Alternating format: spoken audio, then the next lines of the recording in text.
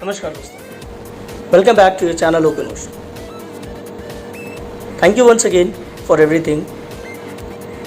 और आइए शुरू करते हैं आज की सीरीज़ एक कहानी और। किसी ने बहुत ही सुंदर बात लिखी है,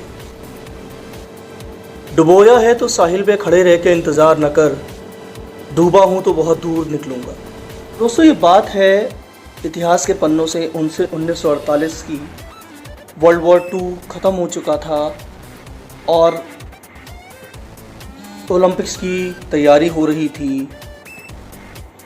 तो वहाँ से एक व्यक्ति जो हिस्ट्री में आज भी अमर अजर है, उसकी कहानी निकल के सामने आती है। मार्कस ट्रेकॉस। मार्कस हंगरी आर्मी के एक सर्जेंट थे, जिनका आर्मी ज्वाइन करने से पहले भी सपना यही था कि वो कहीं ना कहीं ओलंपिक में गोल्ड लाना चाहते हैं, अपनी कंट्री के लिए नाम रोशन करना चाहते हैं, अपनी कंट्री का अपना। लेकिन सर्जेंट बनने के बाद उनको ये बताया जाता है कि being a sergeant, Hungary army का रूल है कि आप ओलंपिक में पार्टिसिपेट नहीं कर सकते। कमांडेंट कर सकते हैं लेकिन एक सर्जेंट नहीं कर सकता। तो उनको ऐसा लगता है कि शायद वो अब कभी ये सपना पूरा नहीं कर पाएंगे, या जब तक उनका प्रमोशन होगा शायद उनकी एज हो जाएगी और ओलंपिक का सपना एक सपना ही रह जाएगा। लेकिन बीच में शूटिंग गेम्स होते हैं कंट्री में, नेशनल लेवल के, जिसमें वो पार्टिसिपेट करते हैं, उसमें परमिशन होती है और वो उसमें फर्स्ट आते हैं। और हेनरी वो व्यक्ति थे, मैं बताना चाहूँगा, जो 25 मीटर पिस्टल शूटिंग में अगर वो 25 मीटर से शूट कर दें तो वो पॉइंट ब्लैंक बिल्कुल यहाँ पे शूट करते थे। और उनसे कहा जाता था कि अगर उनकी आंखों पे पट्टी बांध दें तो भी वो शूट कर देंगे। तो सबको ये लगता था कि ये ओलंपिक जाना चाहिए और गोल्ड ज़रूर लेना चाहिए इनको। लेकिन क्योंकि आर्मी का ऐसा रूल था, गवर्नमेंट का रूल था, तो वो नहीं कर पा रहे थे। लेकिन वो प्रैक्टिस अपनी जारी रखे थे, क्योंकि उनको लगता था कभी ना कभी ऐसा टाइम आएगा कि मैं उसमें पार्टिसिपेट कर सकता हूँ। इसी बीच हंगरी में कुछ तख्ता पलट होता है, चीज़ें बदलती हैं, नई सत्ता आती है, नया शासक आता है और वो धीरे धीरे चीज़ों में परिवर्तन करता है और वो छूट देता है कि आर्मी का सर्जेंट, कमांडेंट, एक आम आदमी, कोई भी ओलंपिक्स में पार्टिसिपेट कर सकता है।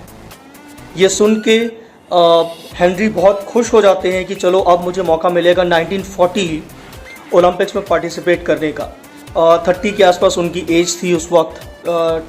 तो उनको लगा कि मैं आने वाले 2 साल बाद मैं इसमें पार्टिसिपेट कर सकता हूँ।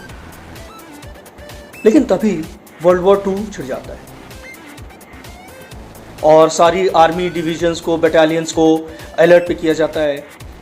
ये आर्टिलरी डिवीजन को हेड करते थे और ये अभी फ्रंट पे नहीं थे, फ्रंट पे नहीं गए थे और अपनी आर्मी बटालियन के साथ प्रैक्टिस कर रहे थे कि तभी एक फॉल्टी ग्रेनेड इनके हाथ से छूट के ब्लास्ट हो जाता है और इनका राइट हैंड, जिसको ये मेन शूटिंग हैंड इनका था, जिसके दम पर ये ओलंपिक का सपना देखते थे, वो हट जाता है और हाथ एकदम इनका बेकार हो जाता है। वो शरीर से अलग हो जाता है, उस हाथ की धज्जियां उड़ जाती हैं। अक्सर ऐसी परिस्थिति में एक आम आदमी टूट जाता है, सपने टूट जाते हैं, हताश हो जाता है कि जीवन में क्या करूँगा। लेकिन ये उस इलाज के दौरान और वापस घर जाने के बाद भी हमेशा कहते थे मैं ओलंपिक में गोल्ड ज़रूर लेके आऊँगा। तो लोगों को लगता था कि ये ना अपना मानसिक संतुलन खो बैठे। वर्ल्ड वॉर चल रहा था, वर्ल्ड वॉर 2, और 1940 और 1944 दोनों ओलंपिक्स पोस्टपोन्ड हो गए थे। एज भी बढ़ रही थी और इस बीच ऐसा हुआ कि मार्कस ना अपने घर पे दिखते थे, ना शहर में दिखते थे और किसी से ना मिलते थे, एकदम गायब हो गए थे। लोगों ने कहा शायद पागल हो गया, जंगलों की तरफ चले गए हैं, शायद वो अब नहीं रहे, कहीं गए थे, और ऐसा हुआ कि शायद वो अब इस दुनिया में नहीं है। बहुत सारी चीज़ें इधर उधर बातें होने लगी, जैसा अक्सर होता है समाज में। और जब उनको खोजने की ढूंढा गया तो वो मिले नहीं। वर्ल्ड वॉर 2 ख़त्म होता है। 1948 में समर ओलंपिक्स की घोषणा होती है लंदन में 1948, लगभग 12 साल बाद, 10 साल बाद जब इन्होंने सपना देखना शुरू किया था 1936 में, जब इनकी आर्मी में ज्वाइन किया था मार्कस ने। उससे पहले, क्योंकि हर कंट्री तैयारी करती है अपने लोगों की, अपने टीम की, हर अलग अलग इवेंट की टीम की, हर गेम की टीम की, तो इनकी भी तैयारी हो रही होती है। हंगरी में भी तैयारी चल रही है कि तभी जहाँ पे शूटिंग का ट्रायल होना था टीम सिलेक्शन के लिए, देखा जाता है कि मार्कस ट्रेकॉस वहाँ पे आ जाते हैं और सबसे कहते हैं कि मैं भी पार्टिसिपेट करूँगा। 38 वर्ष लगभग इनकी एज हो चुकी होती है, तो लोग हंसते भी हैं कि शायद इसका मानसिक संतुलन बिगड़ा हुआ है और ये क्या कर पाएगा, लेकिन फिर भी वो कहते हैं कि चलो कोई बात नहीं, मौका देते हैं। और ही सरप्राइजेस एवरीबडी।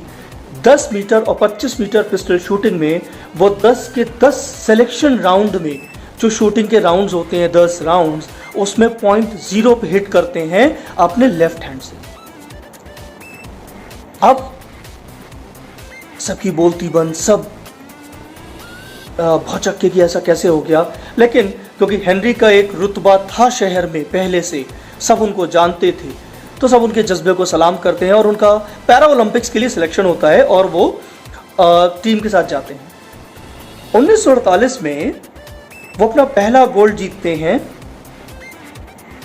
25 मीटर शूटिंग में, पिस्टल शूटिंग में, और सबको हैरान करते हुए उन्होंने कार्लेस एनरिक, जो अर्जेंटीना के बेस्ट शूटर माने जाते थे तब तक, उनको डिफीट किया था, वो भी अपने लेफ्ट हैंड से, जो उनका रेगुलर हैंड नहीं था। 10 मीटर में सेकंड आते हैं, तो उनकी भूख शांत नहीं होती है वो गोल्ड की, और वो उसके बाद 1952, जो 4 वर्ष बाद ओलंपिक्स होते हैं हेलसिंकी में, वहां पे फिर पार्टिसिपेट करते हैं और इस बार वो 10 मीटर और 25 मीटर पिस्टल शूटिंग में दोनों में गोल्ड हासिल करते हैं। उनके परिवार, उनके शहर, पूरे देश में खुशी की लहर होती कि हेनरी ने करके दिखाया, और बड़े बड़े दिग्गजों के बीच हेनरी ने यह मुकाम हासिल किया।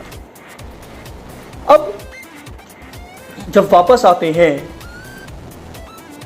तो ये डिसाइड होता है कि एक प्रेस कॉन्फ्रेंस की जाएगी और हेनरी से पूछा जाएगा कि हेनरी का इंटरव्यू लिया जाएगा, कैसे किया, ये सारी बातें। तो सारी न्यूज़ एजेंसीज वहाँ पर थी, और इसी बीच रियूटर और ANI, जो दुनिया की सबसे बड़ी न्यूज़ एजेंसीज हैं, उनका रिपोर्टर उनसे पूछता है, हेनरी कैसे किया तुमने, कैसे पॉसिबल कर पाए। आम मानस, आम इंसान, हम सब अगर होते तो हम सब जवाब देते, मैंने अपना हौसला नहीं छोड़ा, मैंने अपना गोल नहीं ख़त्म किया, मैंने अपनी उम्मीद नहीं ख़त्म की। ऐसी बहुत सारी बड़ी बड़ी बातें आती, और हम ये सब कहते हैं कि मेरा हौसला था, मेरी फैमिली, वो सारी चीज़ें होती हैं। यकीन मानिएगा, हेनरी ने जो कहा उस वक्त, वो 4 लाइनें, वो आज अगर आप अपने जीवन में उतार लें तो हमारा जीवन परिवर्तन हो जाएगा और बहुत सकारात्मक रहेंगे। हेनरी सेड, मैंने ये नहीं देखा कि मेरे पास क्या नहीं है, मैंने देखा कि मेरे पास क्या है। जी हाँ दोस्तों, अक्सर हम ये गलती जीवन में करते हैं कि हम वो सारी चीज़ों पे ध्यान देते हैं और देखते हैं कि मेरे पास क्या नहीं है, जबकि हम ये भूल जाते हैं कि हमारे पास क्या है। हम हर उस चीज़ पे ध्यान देना शुरू कर देते हैं जो नहीं है, और जिसके कारण हम दुखी रहते हैं, हम परेशान रहते हैं, हम स्ट्रेस में रहते हैं, और हम अपनी क्वालिटीज़, अपनी स्किल्स, अपनी पावर, अपनी स्ट्रेंथ को नहीं देखते। तो I would request everybody to start working on what you have and start looking at what you have, not on what you don't have. और यकीन मानिए, ये आपके जीवन में बहुत बड़ा परिवर्तन लाएगी। मेरे जीवन में लाई। मेरे बहुत सारे लोग जो मेरे साथ जुड़े हैं, जब भी मैं उनसे बात शेयर करता हूं, उन्होंने इसको फॉलो किया और आज वो बहुत कुछ जीवन में परिवर्तन करके सफलता पा सके हैं। तो दोस्तों, ये कहानी एक सत्य घटना पर आधारित एक सत्य घटना है, जो हमें बहुत बड़ा उद्देश्य, बहुत बड़ा मकसद, बहुत बड़ी सीख देती है कि वो देखो जो तुम्हारे पास है, जो नहीं है उसे मत देखो, और खुश रहो हर हाल में, अपनी स्किल्स, अपने गुणों पर, अपनी क्वालिटीज़ पर, अपनी स्ट्रेंथ पे काम करो और डेवलप करो, क्योंकि जो नहीं है वो एक दिन ज़रूर तुम्हारे पास आएगा। और चलते चलते बस इतना ही कहूँगा, अभी तो नापी है 2 कदम ज़मीं मैंने, अभी तो पूरा आसमां बाकी है। जी हाँ दोस्तों, खुश रहें, सुरक्षित रहें, अपने घर पे सेफ रहें और अपना प्यार ऐसे ही बनाए रखें। मिलते हैं एक बार फिर कल एक नई कहानी, नए उद्देश्य, नए मैसेज के साथ हमारी सीरीज़ एक कहानी और में। धन्यवाद।